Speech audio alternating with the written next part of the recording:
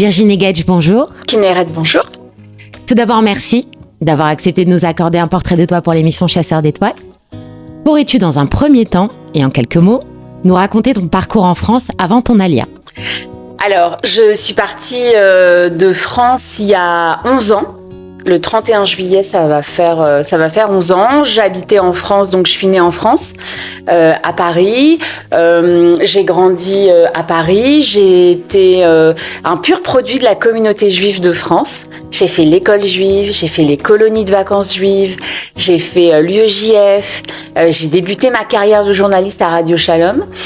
J'ai été journaliste pendant très longtemps. C'était mon rêve d'enfant. Et j'ai été journaliste ensuite. Donc j'ai commencé à Radio Shalom. Ensuite, j'ai bossé en télé. J'ai fait beaucoup de divertissement. J'étais ce qu'on appelle coordinatrice de production. J'ai bossé pour des grosses machines comme Combien ça coûte à l'époque sur TF1, Saga, des vieilles émissions qui n'existent plus. Je me rends compte à quel point je suis vieille. Et je suis partie. Après, j'ai fait beaucoup de radio aussi parce que j'aimais beaucoup ça. La presse féminine.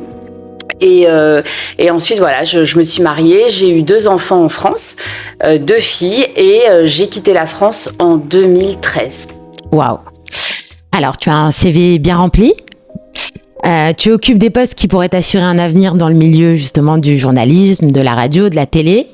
Et pourtant, en 2013, tu vas prendre une décision qui va un petit peu bouleverser ta vie, celle de monter en Israël. Pourquoi? Alors, d'abord, je vais tempérer un peu t'avais une carrière et tout. C'était difficile d'être journaliste. Moi, je le raconte sur scène d'ailleurs, je rêvais d'aller sur des zones de conflit, d'être grand reporter de guerre. Je me retrouvais dans des bureaux dans le 17e arrondissement à dire à Christophe de Chavannes, ouais, mais là, Jean-Pierre, il est trop long, il faudrait qu'on coupe, Donc, on était déjà quand même assez loin de ce que j'avais imaginé. Je rêvais de faire des grandes enquêtes dans la presse féminine sur l'Afghanistan. Je me retrouvais quand même à faire des papiers sexos, donc j'étais quand même un peu sur un mode retour un peu à la réalité. C'était l'explosion justement de la télé-réalité. Moi, j'avais pas du tout envie de faire ça. À l'époque, on se refilait les plans avec mes copines et j'avais pas du tout envie de bosser, par exemple, pour Réservoir Prod, pour des émissions testimoniales où il fallait écouter les gens qui nous expliquaient qu'ils avaient des tocs, tout ça. Moi, c'était pas du tout mon truc. Donc, j'étais un petit peu revenue de ça. Le boulot était commençait à devenir très compliqué à l'époque. Et effectivement, tu l'as dit, en 2012, je bosse dans une agence web. À l'époque, j'essaie de me réorienter. J'ai toujours aimé écrire. C'est un truc que je sais faire. Donc, je suis recrutée dans une agence web. Je m'occupe de réseaux sociaux pour des marques. Je m'éclate pas, mais bon, écoute, c'est la vie, quoi. J'ai une fille, un mari, j'habite Neuilly, j'ai des amis. La vie est normale. Et il y a Toulouse. Et Toulouse, l'attentat contre l'école juive de Toulouse, c'est pour moi un espèce de coup d'arrêt. C'est-à-dire que je me dis ça n'est plus possible. Et c'est là où on décide, avec le père de mes filles, mon ex-mari aujourd'hui, de faire notre alia. Donc on part en 2013 et je t'avoue que très sincèrement, je suis partie pas sur un coup de tête parce qu'on l'a quand même préparé, il a fait des voyages d'études, il est venu à Ranana, il a tout checké, etc. Mais je suis partie avec une idée complètement erronée de ce qui m'attendait. Vraiment. Je me suis dit, tu travailles en France, tu fais ça. Il y a plein de Français en Israël, tu vas faire ça. Ça va être super. En plus, je retrouvais beaucoup de gens qui avaient quitté la France pour Ranana. J'ai quitté Neuilly pour Ranana, donc c'était pas non plus, il y avait pas un gros gap. Et en fait, quand j'arrive ici, c'est la douche froide. Ça veut dire, la température augmente. À l'extérieur, mais moi, à l'intérieur, je perds 20 degrés. Je comprends que rien ne va se passer comme prévu. À tous les niveaux? Oui, à tous les niveaux. Oui, mais des trucs bêtes, en fait. Des trucs... Ma fille, elle avait 5 ans, la grande. Je suis arrivée, la grande avait 5 ans, la petite avait 5 mois. Donc, à 5 ans, on est venu justement là en se disant, elle va faire sa dernière année de maternelle, de GAN. Elle va apprendre à parler hébreu, puis comme ça, en Kita Aleph, elle n'est pas perdue. Et donc, on commence à parler un peu de la Kita Aleph avec mes copines et tout. Et puis, elle visite des écoles privées, donc pratiques, donc payantes. Donc on visite avec le père de mes filles, on va voir des trucs. Et on nous dit, mais quel genre de juif vous êtes? Alors je dis, mais nous on est juifs. Et en fait, ce que les juifs de France, ils ont du mal à comprendre, c'est que en diaspora, t'es juif ou t'es pas juif. T'es pratiquant, t'es pas pratiquant.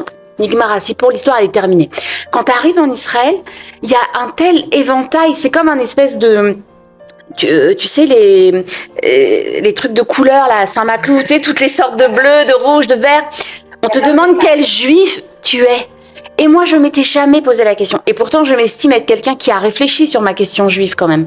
Puisque quand j'étais à Paris, j'avais un espèce de personnage, j'étais cachée sous le pseudo de Safe Woman. Donc, je racontais cette communauté juive-là. Donc, j'y avais réfléchi, je l'avais pensé.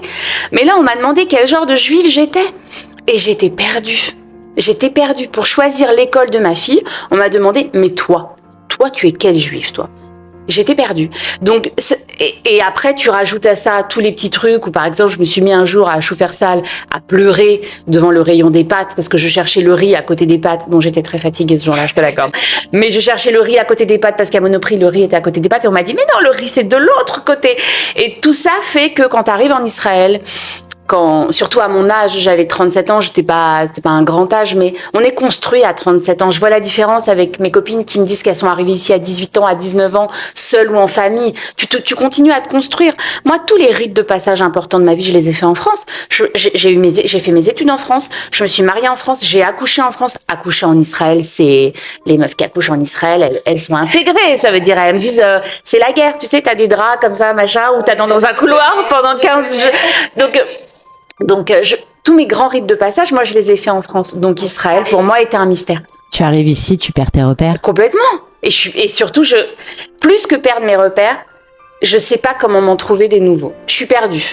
Ça veut dire, tu sais, je me revois à Kinneret, je marche dans la rue, je regarde le nom des rues, et je me dis, ok, donc ça va être ma nouvelle vie. Ça va être mon nouveau quartier. Ces rues-là, je vais les prendre, je vais même plus les regarder.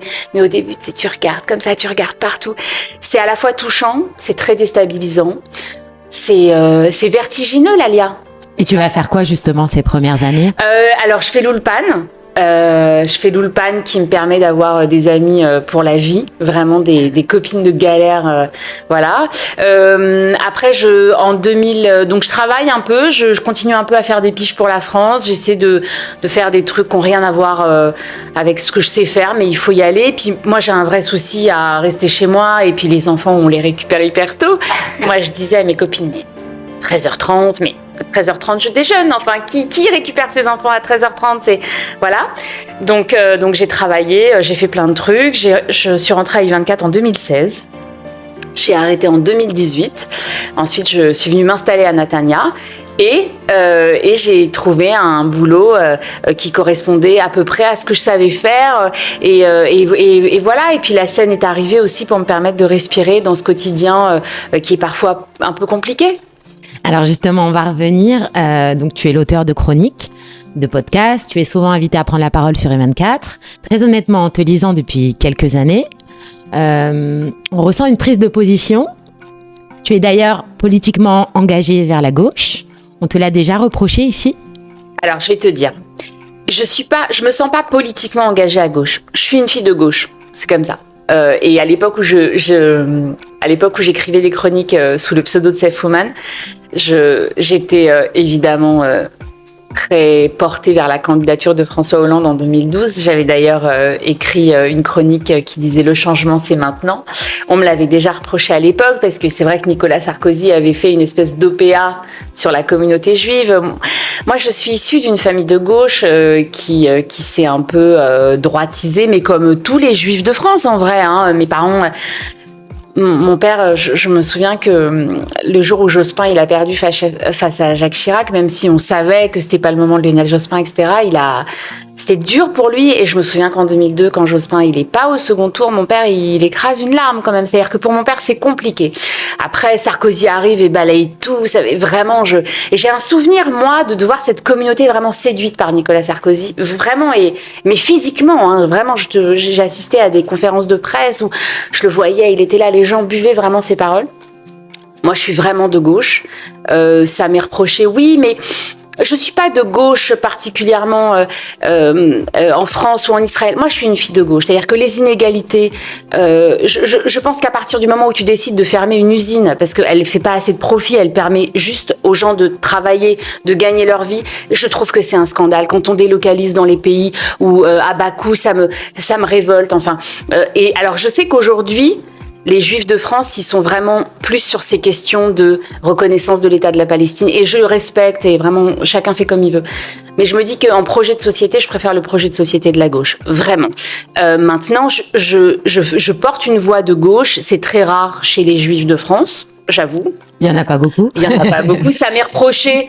Oui, mais par des gens qui... on ne parle pas de la même chose. C'est-à-dire que moi, je ne juge personne, mais quand quelqu'un me dit « il faut voter pour telle personne parce qu'il est bien avec les Juifs », ok, mais je te rappelle juste que c'est les élections européennes. Et après, j'entends que c'est compliqué. Moi, je vote plus pour la France du tout parce que j'estime que j'y vis pas et que c'est pas mon sujet. Mais oui, je suis une fille de gauche. Je pense qu'il y a des grosses inégalités, même en Israël. Enfin, je veux dire, quand on voit qu'il y a des... Et en Israël, encore, on a la chance, l'État a la chance que énormément d'associations prennent le relais. Mais je trouve qu'il y a on est quand même dans une société, si on enlève la guerre, on est quand même dans une société qui est très américaine. C'est marche ou crève. Il y a plein de gens qui... Donc ça me... Il y a une certaine catégorie de population qui est complètement... sur le bas-côté. Et je trouve que c'est compliqué. Et moi, ça me révolte toujours. Et je pense très sincèrement que quand on parle avec des gens... vraiment de droite, etc. Quand on leur dit mais ça, tu trouves ça normal et tout, ils te disent ben non. Donc je pense il y a beaucoup de gens qui sont plus à gauche, qui sont autant à gauche que moi d'un point de vue social. Mais aujourd'hui le débat il est tellement trusté par la survie du peuple juif et je le comprends que je peux comprendre que des gens me disent mais en fait on s'en fout quoi. Je vis avec une enfant, donc ma fille, qui est très de droite. Mais vraiment, j'ai des discussions avec elle lunaires, tu vois. Elle me dit, je lui dis, mais regarde, il y a des gens qui n'ont pas de quoi manger. Moi, je peux pas vous envoyer en vacances, je peux pas payer une colo à ta sœur. Vraiment. Et elle me dit, ouais, mais on a un problème de sécurité. Je te parle avant le 7 octobre. Donc la sécurité, c'est le problème le plus important, maman. Si on règle pas ce problème de sécurité, t'as pas à manger, on n'existe plus de toutes les façons. Donc j'ai ce genre de débat avec ma fille. Elle est très intelligente, en tout cas. Elle a pas tort, voilà. Mais oui, je suis à gauche, ça plaît pas à des gens, ces gens-là me suivent pas, c'est pas grave. Est-ce que ça m'est reproché Oui. Tu t'en fous? Non, oui, je m'en fous parce que moi je trouve que c'est une parole qui est rare. Je la porte parce que c'est la mienne, je la porte pas parce qu'elle est rare et parce que c'est moi en fait. Donc voilà. Alors justement, Virginie, le 7 octobre dernier a pourtant chamboulé quelque chose dans tes idées. On pourrait avoir ta vision des choses, justement, de l'avenir d'Israël, selon toi? Alors, je me garderais bien de... Tu vois, moi, j'ai pas du tout de projection. Je me sens vraiment très petite par rapport à ce sujet. Mais pour en revenir à ce qu'on disait, quand je vois... c'est ce que je dis dans le spectacle, d'ailleurs. Je dis que... moi, j'ai toujours cru que c'était possible, eux et nous. C'est-à-dire les Israéliens, les Palestiniens, chacun dans son territoire, chacun dans ses frontières. Et ce qui s'est passé le 7 octobre, évidemment, a tout bouleversé. Et en plus, je le dis d'autant plus que je pense que les gens qui ont été massacrés à Be'eri, à Kfar Aza, et en partie à Nova, c'était des gens qui pensaient que le eux et nous était possible. Ça, c'est très dur pour moi. Et c'est pour ça que oui, je reconnais que je me suis droitisée, mais enfin, je me suis, j'ai opéré un espèce de mouvement comme ça. Alors j'essaie de me battre un peu contre, mais bon, la réalité, elle me rattrape quand même. Donc, je sais pas quel est l'avenir d'Israël, mais je sais qu'il est que ce qui s'est passé le 7 octobre a évidemment bouleversé le pays. Mais quand les gens me disent ouais, la gauche, je dis la gauche, elle est... Il y en a beaucoup de gauche qui sont morts le 7 octobre. Donc, vraiment, moi, je me garde de donner des leçons, mais je sais effectivement que ça a ébranlé la fille de gauche que je suis, parce que je sais que c'est ces gens-là qui travaillaient avec les Palestiniens, qui les faisaient rentrer, qui les soignaient, qui créaient une espèce de vivre ensemble, et qui croyaient en ce vivre ensemble et en cette possibilité-là, qui ont été tués. Donc oui, je suis dans une phase d'expectative. Tu penses que c'est encore possible actuellement? Aujourd'hui, c'est pas une question que je me pose. Je te dis, je suis même pas encore à me reposer cette question-là. D'accord. Je te dis franchement. Donc je me garderai bien d'y répondre. Mais je mesure ce qui s'est passé et je mesure ce que ça ébranle dans la fille de gauche que je suis et que j'essaie de rester. Entre 2019 et 2020, tu vas jouer ton premier spectacle libre entre la France, la Belgique, l'Israël. Tu vas réaliser ton rêve de devenir humoriste, celui de la scène, du public. Il te vient d'où ce déclic ? Alors, je vais te dire. D'abord, il y a une humoriste que j'aime beaucoup, qui est une humoriste un peu ancienne, que les gens ils vont peut-être pas connaître. C'est Sylvie Joly. Sylvie Joly, c'était quelqu'un qui me faisait beaucoup rire et elle était avocate. Et elle a dit qu'un jour, elle était donc avocate. Et un jour, elle va avec son mari dîner. C'était une grande bourgeoise, hein, Sylvie Joly. Elle était dans un milieu vraiment très privilégié. Et elle va un jour à un spectacle. Et elle pleure. Et elle pleure, mais elle pleure vraiment à chaudes larmes. Et en fait, elle se rend compte à ce moment-là qu'elle a envie d'être sur scène et qu'elle n'a pas du tout envie d'être dans les spectateurs et qu'elle a plus du tout envie d'être avocate. Et elle se rend compte, en fait, elle mesure que c'est ça dont elle a envie. Et c'est à peu près une scène qui m'est arrivée. J'étais au cinéma, j'ai vu un film qui est un film que j'aime beaucoup, mais qui est pas non plus un chef-d'œuvre, hein, qui s'appelle Le Code a changé. Bon, vraiment de Daniel Thompson. Et je sais pas pourquoi cette espèce de plan, je sais pas, j'ai essayé d'écrire des trucs à l'époque, enfin bon bref. Et je me dis mais c'est ça que j'ai envie de faire moi de ma vie. Aujourd'hui ma vie elle est un peu compliquée. J'habite en Israël, le public francophone il est très restreint. Donc quand je décide en 2018 d'écrire ce spectacle libre, je viens de divorcer, enfin de me séparer à l'époque. J'ai quitté I24, je suis à un moment de ma vie où il y a un peu tout qui s'effondre, qui s'écroule. Et à la fois, je me sens très fragile, mais je me suis jamais sentie aussi libre de faire ce que je voulais. Donc j'ai écrit ce spectacle qui clôt un peu un chapitre de ma vie où je raconte l'alia, le divorce, les enfants. Tu l'écris en combien de temps ? Non, mais c'est toujours une histoire compliquée parce que c'est comme les chroniques de Saif Ouman. Je me mettais à l'écrire le dimanche, je finissais le mardi, comme ça, 10 minutes par-ci, 10 minutes par-là. Mais en vrai, quand on me disait combien de temps tu l'as écrit, je disais 37 ans parce que à l'époque, j'avais 37 ans. Ça fait appel à tout ce que j'ai vécu. Donc le spectacle, je l'écris, je pense, en 3-4 mois. Je le rôde dans une petite salle à Tel Aviv qui s'appelait le Zouloun à l'époque, qui était une scène ouverte en français. Et après, je le joue. Et je le joue pas en me disant je vais en vivre. Je le joue pas en me disant je vais devenir humoriste et ça va cartonner. Parce que je connais la configuration. Tu as essayé en France ? On m'avait proposé juste avant le Covid de venir 3 mois, de me mettre en scène. Et après je me suis dit qu'est-ce que je vais faire ? Je vais prendre 3 mois, je vais m'arranger avec mon ex-mari, mes parents, ils vont s'occuper de mes enfants. Je te raconte ça en 2020, il y a 4 ans, donc mes filles elles avaient 12 ans et 7 ans. Bref. Je me suis dit pour faire quoi ? Pour aller continuer à faire des allers-retours. Je savais qu'il fallait que je m'ancre vraiment en Israël.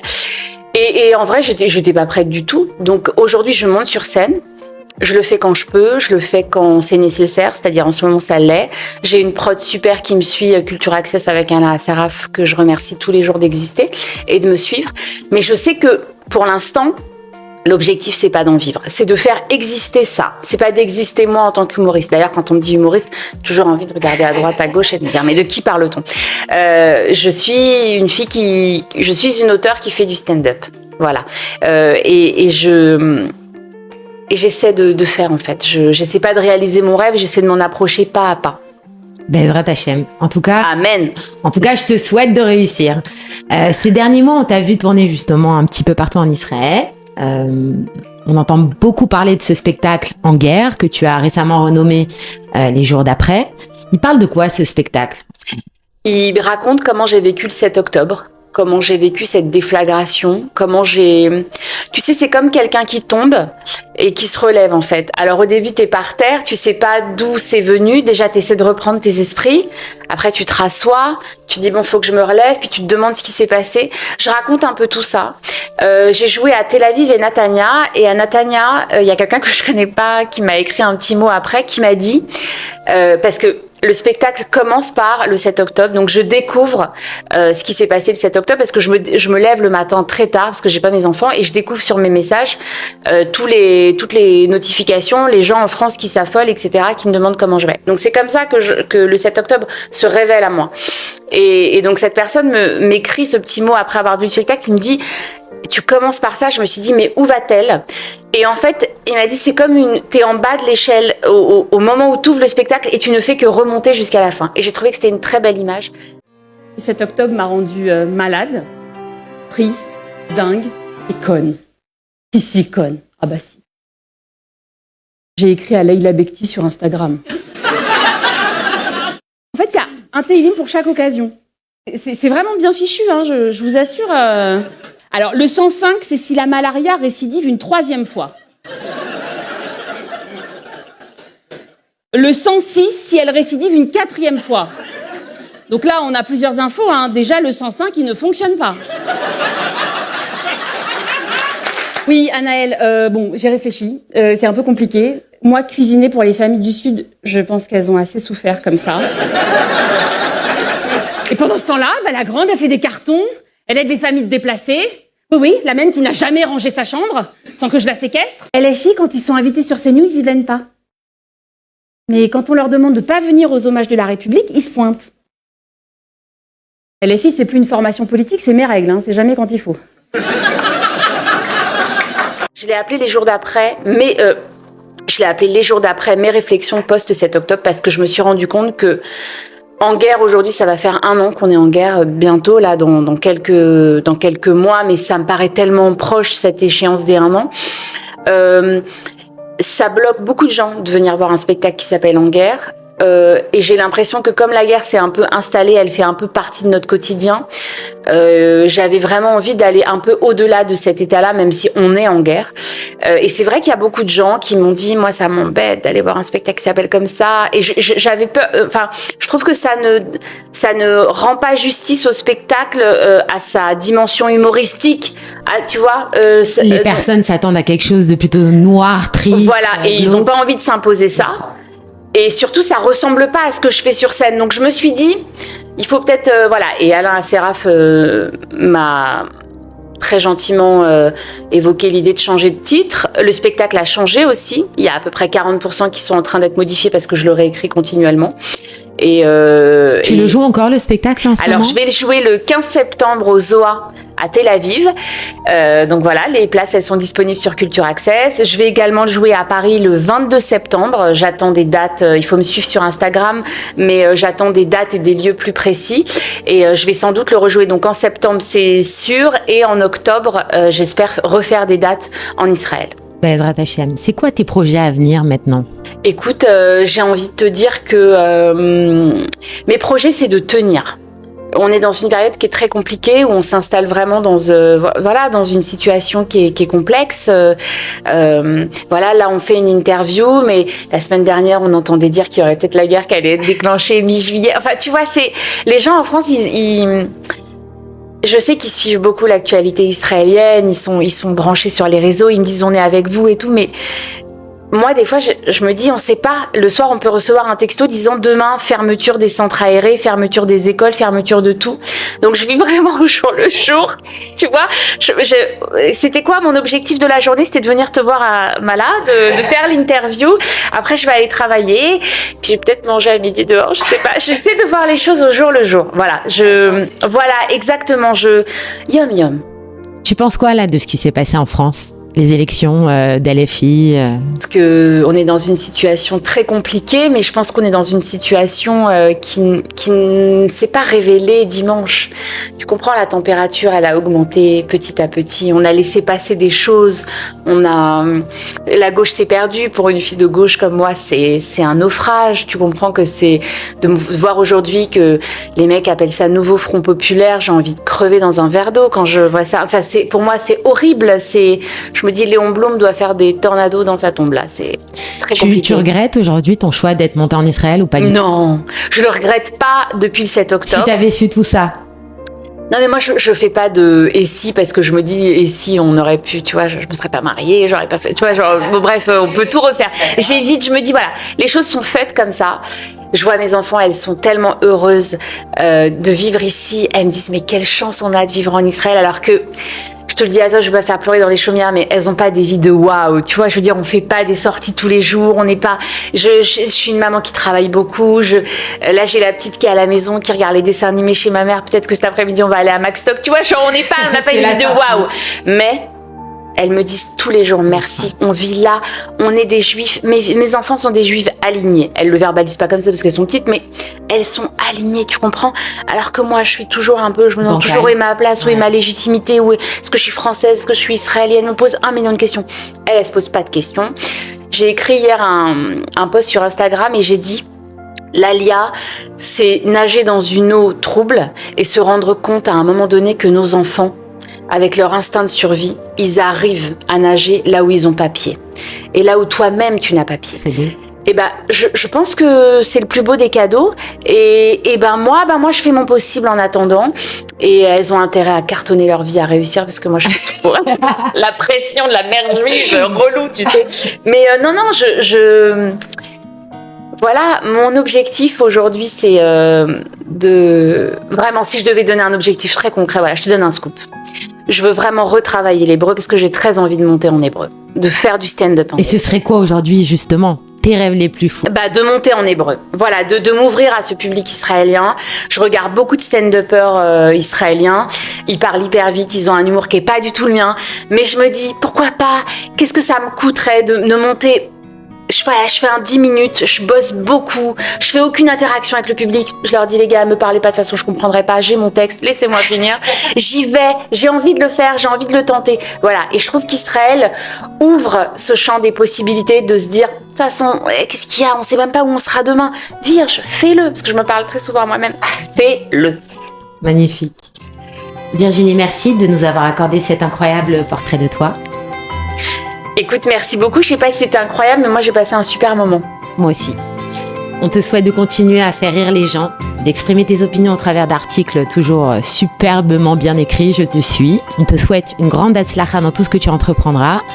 Et peut-être on te verra très bientôt sur scène, en Israël, avec des Israéliens. Amen! En hébreu. En hébreu. Allez, on y croit. Là, de toute façon, c'est dans la boîte. Donc, je me suis engagée, c'est un peu ça. J'ai pas dit Blinéder, mais c'est pas grave. Ok, je vais monter en hébreu et on en reparlera, Kinneret. Bezrat Hashem. Merci Merci beaucoup.